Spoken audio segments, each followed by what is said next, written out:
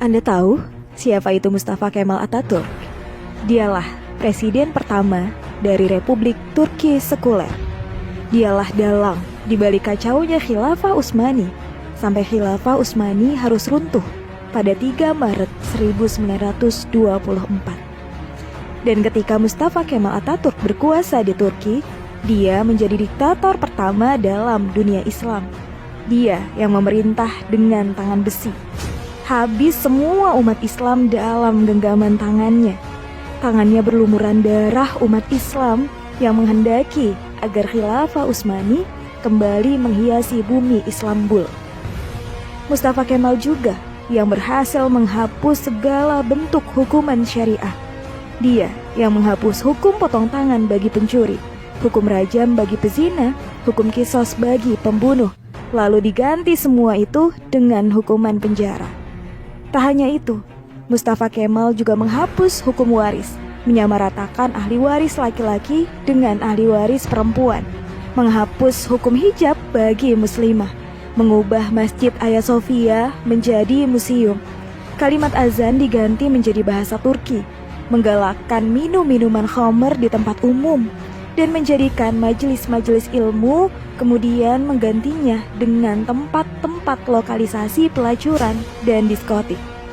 Tak hanya mengubah sistem pemerintahan Turki yang islami menjadi sekuler, Mustafa Kemal juga memiliki sifat sombong sebagaimana Fir'aun. Dalam suatu kesempatan, Mustafa Kemal berpidato di hadapan para tentara, ex-tentara khilafah. Dalam pidatonya itu, Mustafa Kemal membanggakan dirinya dengan berkata, "Kini, siapa yang berkuasa? Aku atau Tuhan?" Dengan perasaan takut, para tentara itu serentak mengucapkan, "Andalah paduka yang kami takutkan sekarang." Mendengar jawaban dari para tentara itu, senyum kesombongan mengukir di bibir Mustafa Kemal. Tapi semua itu berhenti ketika periode akhir Oktober 1938. Saat itu, Mustafa Kemal awalnya menderita penyakit kulit.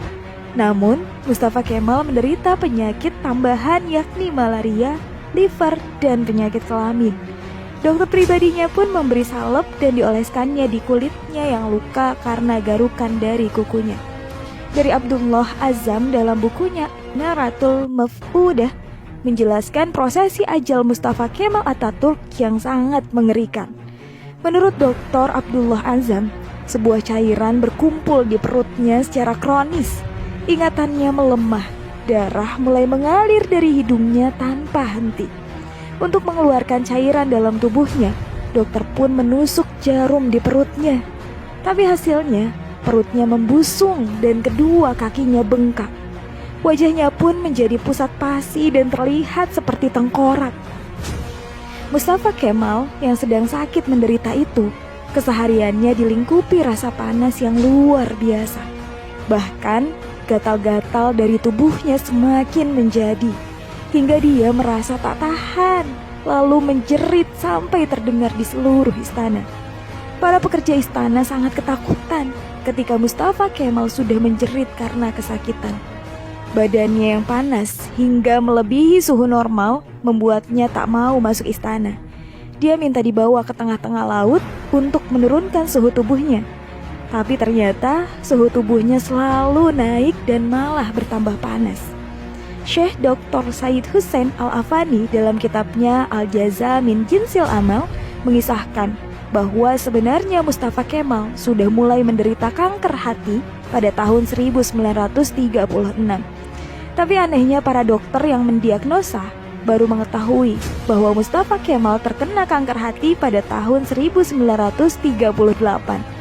Dan puncaknya, pada pagi hari tanggal 10 November 1938, Mustafa Kemal dinyatakan mati oleh tim dokter.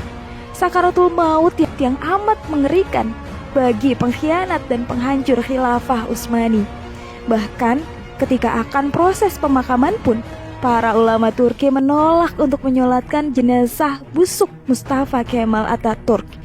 Baru dini hari ke-9, atas desakan dan permintaan dari adik perempuan Mustafa Kemal, barulah para ulama dan rakyat Turki mengkafani, menyolatkan, dan menguburkan Mustafa Kemal.